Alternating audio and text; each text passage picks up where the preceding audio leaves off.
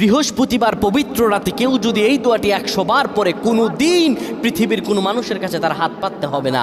পৃথিবীর সব কিছু তার পায়ের নিচে আল্লাহ হাজির করে দিবেন। দারিদ্রতা থেকে মুক্তি দান করবেন, বিপদ আপদ থেকে মুক্তি দান করবেন, তার সম্মানকে সুউচ্চতা দান করবেন, অসুস্থতা থেকে দূরে রাখবেন। আল্লাহর অশেষ দয়া ও রহম তাকে দান করে দিবেন। সুবহানাল্লাহ। বৃহস্পতিবার রাত এটি গুরুত্বপূর্ণ রাত। এই রাত সপ্তাহে একদিন আসে।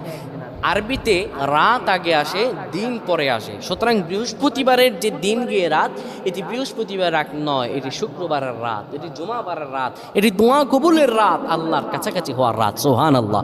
এই বৃহস্পতিবার রাত আল্লাহ তাআলা বান্দার দোয়া কবুল করেন। কেউ যদি বৃহস্পতিবার রাতে ঈশা নামাজের পরে পবিত্র হয়ে ইয়া হাইয়ু ইয়া হাইয়ু ইয়া হাইয়ু ইয়া রফিয়ু ইয়া রফিয়ু ইয়া রফিয়ু এই দোয়াগুলো পড়তে পারে 100 বার, আল্লাহ রাব্বুল আলামিন তার